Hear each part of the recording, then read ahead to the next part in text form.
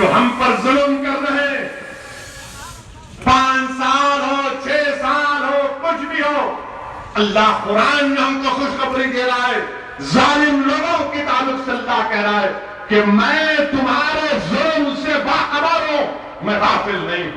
ہمارے لیے اتنا ہی کافی ہے۔ جو لوگ آج ہم کو کمزور بے بس سمجھ کر ہم کو مار رہے پیٹ رہے، یاد رکھو ہماری یہ قربانیاں رائے گاہ نہیں جائے گی انشاءاللہ ہوگا، رائے گاہ نہیں جائے گی انشاءاللہ ہوگا۔ اور میرے عزیز دوستوں اور بزرگوں، امام حسین زندہ ہے، حسینیت زندہ ہے، اور صبح قیامت تک حسینیت کے پرچم لہراتے رہیں گے۔ یزیدیت مردہ ہے، یزیدیت ختم ہوگی انشاءاللہ ہوگا۔ ہندوستان کے غیور مسلمانوں، تم کو پیغام میں دے رہا ہوں، سنو۔ امام حسین کی روح ہم سے پکار کر کہہ رہی ہے، حضرت زینب کا اجڑا خیمہ ہم سے پکار کر کہہ رہا ہے، علی اکبر علی اصغر کا خون، وہ دریائے فرات کا کنارہ جو اہل بیت کے خون سے لال ہوا، وہ پکار کر کہہ رہا ہے کہ امام حسین سے محبت کرنے والوں، امام حسین کے قول اور عمل کو اپنے آپ میں زندہ کرو۔ اور کربلا کے ریگزاروں سے آواز آ رہی ہے ہندوستان کا غیور مسلمانوں، کربلا کے ریگزاروں سے آواز آ رہی ہے غیور مسلمانوں،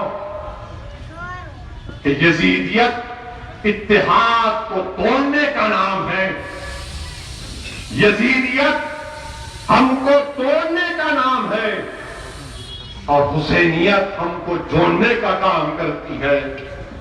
یزیدیت قوم کی امانت کو لوٹنے کا نام ہے، حسینیت قوم کی امانت کو بچانے کا نام ہے۔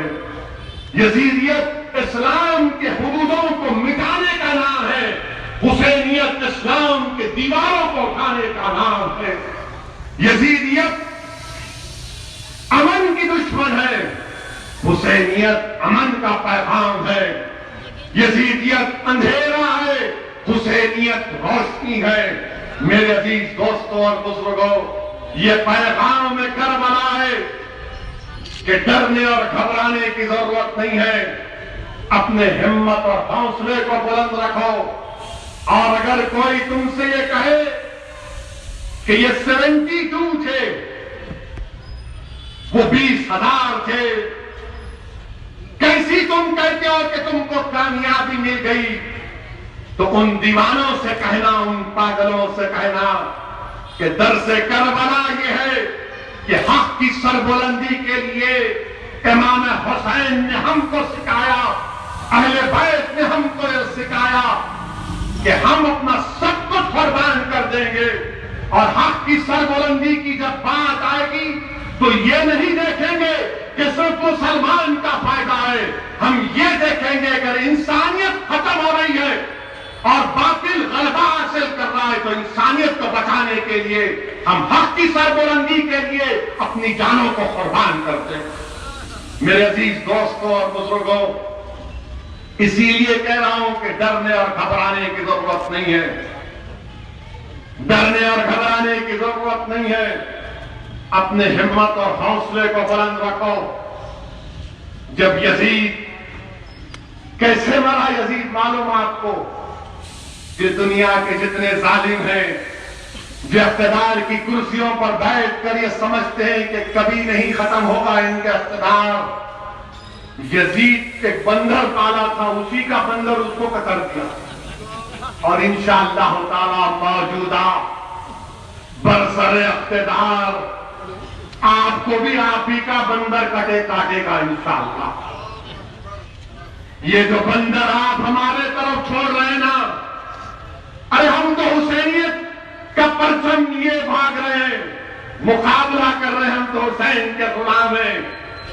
تمہارے بندر تم پر ہی انشاءاللہ تعالیٰ تمہاری طرف پلٹیں گے، تم کو کاٹیں گے ضرور انشاءاللہ تعالیٰ۔ تمہارا خاتمہ تمہارے بندروں کی حرکتوں سے ہوگا انشاءاللہ۔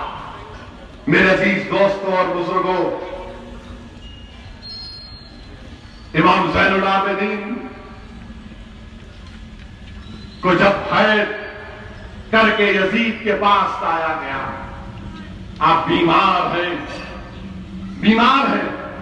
آپ کی آنکھوں کے سامنے آل رسول کی ہر گلی کو مسل دیا گیا، آپ کے سامنے علی اکبر، آپ کے بھائی علی اصغر کی شہادت، آپ کے سامنے آپ کے چچا حضرت عباس اور عمر کی شہادت، مگر امام زین العابدین کے حوصلے پست نہیں ہوئے، بلکہ وہ ہم کو پیغام دے رہے ہیں، دکن کی سرزمین پر بسنے والوں، دشمن کے ذدی طاقت کو دیکھ کر اپنے حوصلوں کو پست ہونے مت دو، اپنے حوصلوں کو بلند کرو، اپنے کردار میں امام حسین کے کردار کو سامنے رکھو، اپنے کردار کو اچھے کرو۔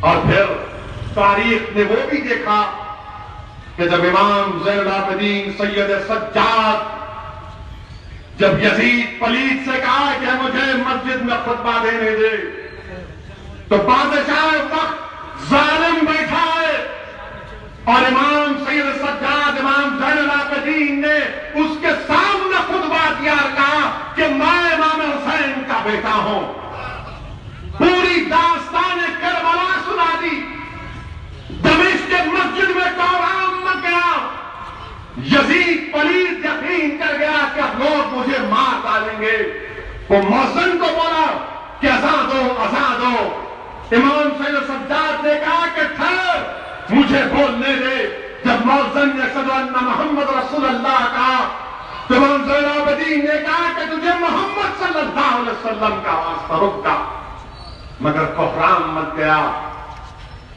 اور بعد میں ظالم یزید پلید کو کسی نے کہا کہ امام زین العابدین کو مدینہ روانہ کر دیجئے، علماء کرام نے فرمایا اور لکھا کہ امام سید سجاد نے کہا کہ میری دو شرطیں ہیں، تو مانے گا تو میں مدینے کو جاؤں گا۔ بولے کیا؟ کہا کہ میرے دادی کی شان ہے فاطمہ کی جو تیرے ظالموں نے مجھ سے چھین لیا، مجھے واپس کرنا، اور میرے والد امام حسین کا سر مجھے دے دینا۔ میرے عزیز دوستوں اور بزرگوں، امام زین العابدین مدینے کو گئے اور واقعات میں آیا، پھر ایک اور ظالم تھا مروان عبد الملک، مروان شاید اس کا نام تھا، اس نے پھر امام حسین اسی طرح آپ کو زنجیروں میں جکڑ کر امام زین العابدین امام سید سجاد کو اپنے دربار میں بلایا۔ جب آپ انکار کر رہے تھے تو کہا میرے پاس طاقت ہے، آپ نے کہا تیرے پاس کچھ طاقت نہیں ہے۔ پھر امام زین العابدین نے کہا کیا تو بھول گیا کہ میں امام حسین کا بیٹا ہوں؟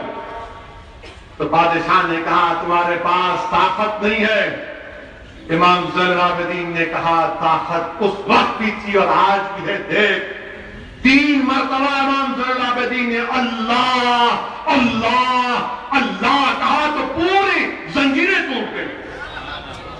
عبد المالک بن مروان کود کے نیچے آیا تو امام زین العابدین نے کہا کہ بیٹھ نیچے، تو بادشاہ وقت زمین پر بیٹھا اور کہا خبردار۔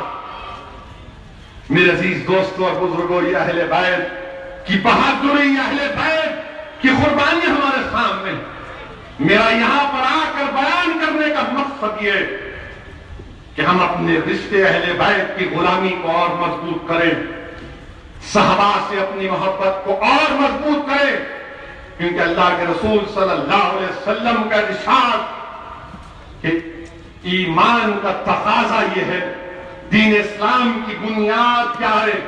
صحابہ رسول صلی اللہ علیہ وسلم سے محبت اور اہل بیت سے محبت۔ میرے عزیز دوستوں اور بزرگوں، اپنے حوصلوں کو بلند رکھیے۔ میں جانتا ہوں ہمارے وطن عزیز میں بہت سے واقعات ہیں، مجھے یقین ہے کہ انشاءاللہ تعالی یہ تمام ظلم ختم ہوگا۔ مجھے یقین ہے کہ وطن عزیز میں امن اور مضبوط ہوگا۔ اور جو اقتدار کی کرسیوں پر بیٹھ کر یزید پلید کے جانشین بنے بیٹھے ہیں، انشاءاللہ تمہارا بھی خاتمہ ہوگا۔ مگر ہم اتنا ہی کہنا چاہتے ہیں ہندوستان کے وزیر اعظم سے، ہمارے وزیر اعظم سے، کہ ذرا اکانومی کی بھی خبر لیجئے۔ آپ صرف ہماری خبر لے رہے ہیں، ہم تو مٹنے آئے ہیں، ہم مٹ جائیں گے، مگر جسمانی طور پر مٹیں گے، ہمارا نام و نشان نہیں مٹے گا۔ جسمانی طور پر مٹ جائیں گے، ہم تو تیار ہیں۔ ہم نے تو کلمہ پڑھ لیا، ہم نے تو کلمہ پڑھ کے اپنی زندگی کو اللہ کی راہ میں قربان کرنے کا وعدہ کیا، مگر اکانومی کی خبر نہیں۔ 5 روپے کا بسکٹ کوئی خریدنے تیار نہیں۔ 10 لاکھ نوکریاں جا رہی ہیں آٹو موبائل انڈسٹری میں، ہر جگہ نوکریاں جا رہی ہیں۔ آپ ذرا اس کی خبر لیجئے، ہماری خبر لیتے رہیے، کوئی بات نہیں، کچھ ہونے والا نہیں ہے۔ انشاءاللہ تعالی اگر ہم اللہ پر توکل کرتے رہیں گے، اللہ کی ذات سب سے بڑی ہے، یاد رکھو، اللہ سبحانہ و تعالی ہمارے لیے کافی ہے۔ حسبنا اللہ و نعم الوکیل و نعم المولا و نعم النصیر۔